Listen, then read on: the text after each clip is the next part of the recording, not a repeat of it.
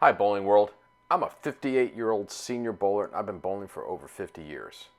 As a one-hander, I've had modest success over the years, and if I can match up to a shot, I can do decent. And every now and then, I can do great. But too often, my lack of revs prevent me from doing as well as I'd like. So I'm going to give two-handed bowling a try, and I wanted to document my journey for myself and anyone else that's interested. What you're watching right now is my traditional one-handed release. It's done okay. I just came back from the USBC Open Championship and in Reno, and also the Senior High Roller in Vegas. And when I can play my preferred lines, I can still hit my marks and grind it out. But given the reality of the modern game, it's tough to ignore. When the lanes break down and transition forces me to move deep inside and open up my angles, I just don't have the rev rate to get out the corner pins and score well. The margin for error is just too small compared to the high rev players. So I'm going to try to completely rebuild the mechanics from the ground up. And in a few seconds, you're going to see the raw, unedited footage of my very first session throwing two-handed.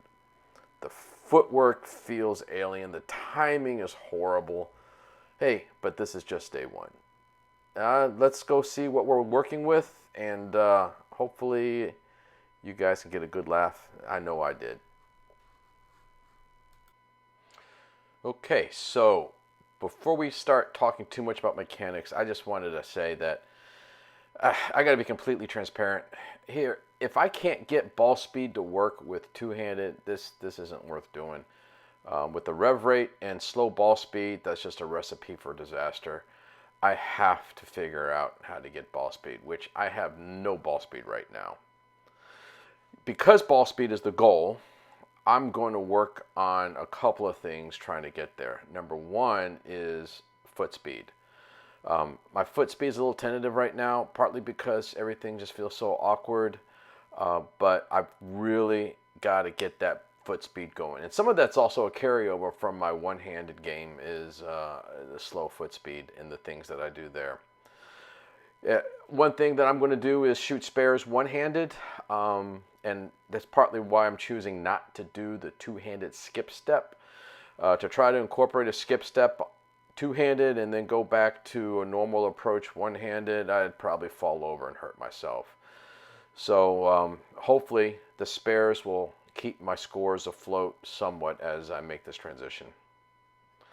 The other thing I'm going to work on is backswing. The two-handed backswing obviously is different. Right now, because of how unsure I am, I'm doing a lot of muscling here, and I'm not strong enough to throw the ball 15, 16, 17 miles an hour just muscling it down the lane. I've got to free it up. That's one of the things that I've really got to go work hard on, and just like the one-handed release, if the swing isn't free, all kinds of accuracy issues, ball speed issues come into play. So, relative to that free swing also is keeping that elbow position right. And what I mean by that is in the backswing portion of it, as the ball's being moved backwards, I want to keep that elbow as straight as possible. I don't want to flare it in or out. And then as I'm coming down, my mind, I'm thinking tuck that elbow a little bit in so that it will help me keep my hand behind the ball. And while I'm doing all that, it's all got to be a free, loose swing. So I am struggling really hard with all of that right now. And I mentioned about trying to stay behind the ball. I struggle with that one-handed too. So that portion of the game, that deficiency from one-handed is already crept into my two-handed game. So hopefully I can fix that in that two-handed release. But so at the end of the day, again, I need to get that loose arm swing so I can get the ball speed. I'm going to keep with it. This was only my first time throwing it a complete game. I think I shot 150 something this game, and